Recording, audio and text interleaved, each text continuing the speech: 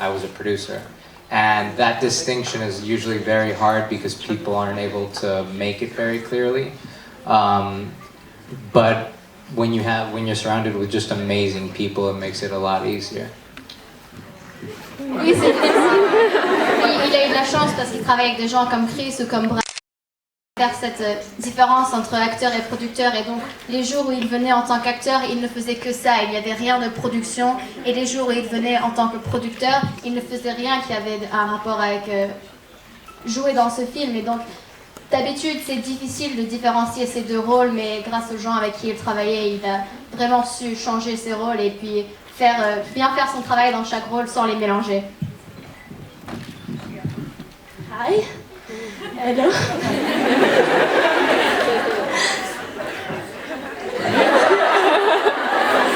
You're amazing. I can't believe it. Your voice is wonderful. You are wonderful. Roberto, you are awesome. And I want to say you will make an album because I love your voice. Elle demande si un jour Chris considère se lancer dans la musique et de produire un album.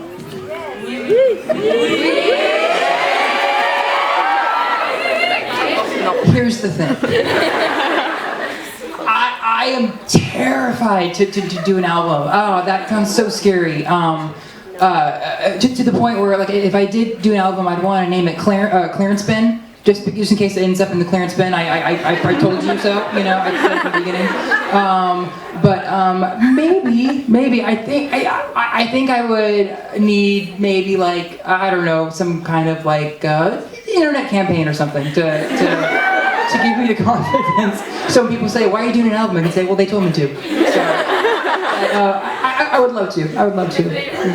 Chris aimerait bien, mais le problème c'est que ça le terrifie un peu parce que c'est quelque chose de nouveau de se mettre en avant en termes d'un album. Et puis s'il fait un album, il aimerait bien l'appeler pile de rejet, comme ça si jamais ça finit dans la pile de rejet, au moins il aurait dit bah écoute, je le savais, je l'avais prédit. Et donc il dit que peut-être avec le soutien de ses fans sur internet, au moins si ça marche pas, il peut dire oui mais c'est eux qui m'ont dit de le faire.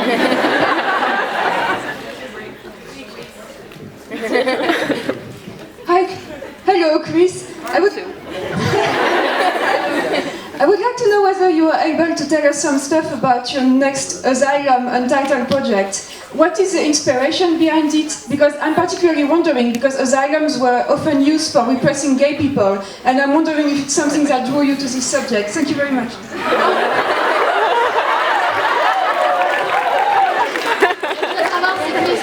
Un peu d'informations sur son nouveau projet qui est un deuxième film qu'il va essayer de produire bientôt. Well, I feel like I already have done the gay person suppressed in an asylum. We just call it high school in the States. But no, it has nothing to do with sexuality. And was looking for it in different scripts, and they don't write roles like that for young men. I think these types of roles tend to go to women. And it's something I really wanted to do because it's an illness that affects both genders, I think, equally. Yeah, hopefully we'll get it done. Like I said, it's also a very different type of movie. So we just got to find the right person that or people or company that want to do it with us. Par rapport à l'oppression des gays, Chris dit que c'est déjà assez fait dans les écoles de niveau supérieur, et donc il n'y a pas besoin de le faire dans les asiles de fous. Par contre, il dit qu'il voulait écrire ce rôle en fait parce qu'il n'a pas trouvé d'autres rôles de ce genre. Et il était intéressé dans le personnage, et puis il voulait aussi arrêter de faire le stéréotype que ce ne sont que les femmes qui finissent dans les asiles de fous. C'est une maladie qui affecte les deux sexes pareils, et donc il voudrait casser ce stéréotype tout en écrivant ce rôle un peu hors du commun, comme en continuant avec ces rôles un peu hors du commun pour casser cette barrière du cinéma. Hi Chris, I have two questions for you.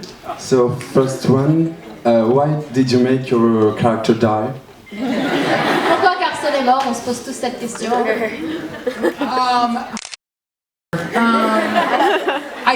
I think it was just a very dark way to kind of conclude his story. and the whole metaphor behind what lightning meant to him. I thought it was beautifully depressing and tragic that the minute he learned how to be happy, you know, his life was taken from him, and I thought it just added to the I guess the lesson of the movie. And I don't know, it's fun to die on screen. La version courte, c'est que c'est marrant de mourir sur scène. Après, c'est une façon sombre de finir la vie de ce personnage. Pardon. Ce personnage qui venait d'apprendre comment finalement vivre sa vie, comment être heureux avec ce qu'on lui donnait. Et puis dès qu'il apprend cette leçon qui est importante à apprendre dans la vie et qui est la leçon du film, eh ben, sa vie finit avec ce qui l'a inspiré, qui est le tonnerre ou l'éclair. C'est ça qui le poussait quand il parle à Mallory, et puis c'est ça qui finit par finir finir le film et que tout se rattache.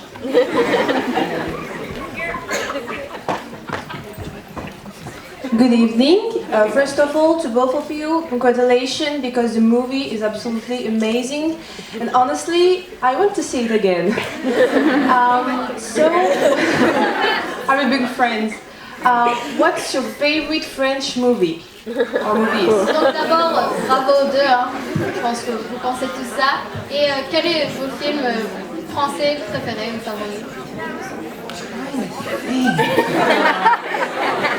Unfortunately, we don't get too many. But I have seen a couple. There's a very good Cyrano that was here. Cyrano de Bergerac. And I can't really think of any. Does the Da Vinci Code count? Love the Da Vinci Code and Marie Antoinette. Sofia Coppola. Taxi.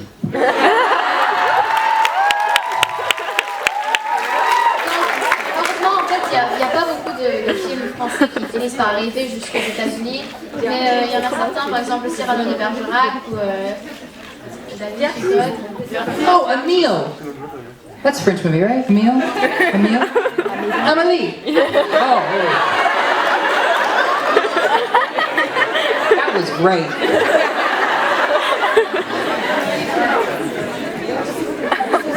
Hi.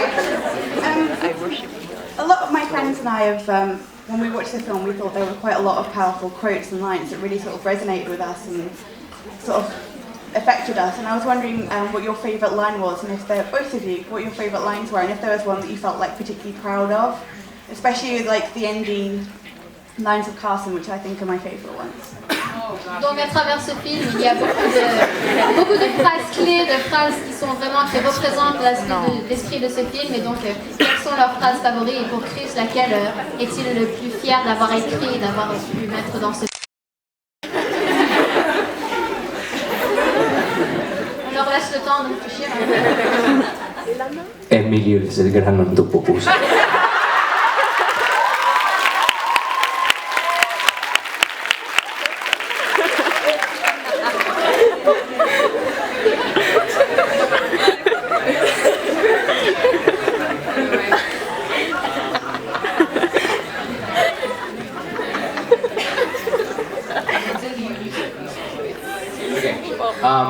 My favorite one is "Life Comes at You Fast," and it runs.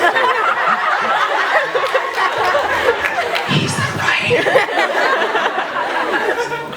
Life comes at you fast, it hits you, it runs through your veins, and tries to escape and be expressed in any way possible. In a way, it's not like lightning.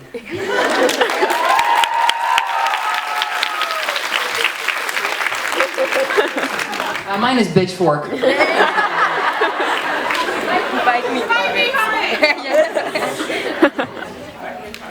Hi, Chris. Oh, that's a good one. Thank you. I was wondering if you prefer doing TV or movies, because we all know you do both, so it's just... Est-ce que Chris a une préférence pour plutôt les films ou la télé? Movies, I think, are a little bit easier because they have finish lines. I'm sure I'll be going for the next 30 years. So when it's done, I'll let you know. Les films sont un peu plus faciles parce que c'est un temps limité, alors que pour Glee, s'il pouvait, il continuerait pendant les 30 prochaines années et il nous dira quand il aura fini.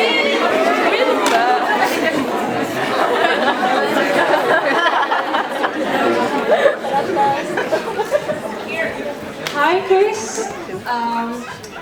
It's a question for both of you. What kind of advice would you give to people who would like to work in the cinema industry and as a screenwriter or producer? Est-ce que vous avez des conseils à donner à quelqu'un qui voudrait se lancer dans le cinéma en tant qu'écrivain ou que producteur? I would say really study the industry because there are so many jobs and so many different categories and departments that I think everyone always wants to either be the actor or director or a producer when it takes a village to get something made, like the hair and makeup, the art department, there's so many different possibilities. So I'd say look into every aspect and find which one you want to go into because there's a lot of options. Ne vous focalisez pas juste sur les positions qu'on met en avant, donc les acteurs, les producteurs, les metteurs en scène, les réalisateurs, mais il faut aussi réfléchir aux qui s'occupent d'un film. Il y a les costumiers, les gens qui font le maquillage, les gens qui choisissent les endroits où on va filmer, vérifier toutes les possibilités et puis après en choisir une qui vous inspire vraiment plutôt que d'essayer d'avoir la position d'acteur ou la position de producteur. And I think building on that answer, I think just be creative on how you go into this industry because I think it's very easy to say, I want to be an actor, so what I'm going to do is act, or I want to be a director, so as opposed to, there's so many people that I've met that work in different departments in order to see how directors work, to actually become knowledgeable through the outside. I mean, I actually worked in the special effects department, and it was a great way. I got to touch Gary Oldman's face. And yeah, so be creative. Donc il faut garder l'esprit ouvert, il ne faut pas juste penser que pour être acteur, il faut ne faire que des choses qui sont réservées pour l'acteur. Par exemple, on peut commencer en faisant le maquillage des gens et puis en faisant ça, on apprend comment les acteurs sont ou comment les réalisateurs sont et puis on gagne un peu de l'information sur tous ces milieux et ça nous permet de mieux se préparer pour ensuite changer de milieu ou changer de focalisation dans le milieu du cinéma.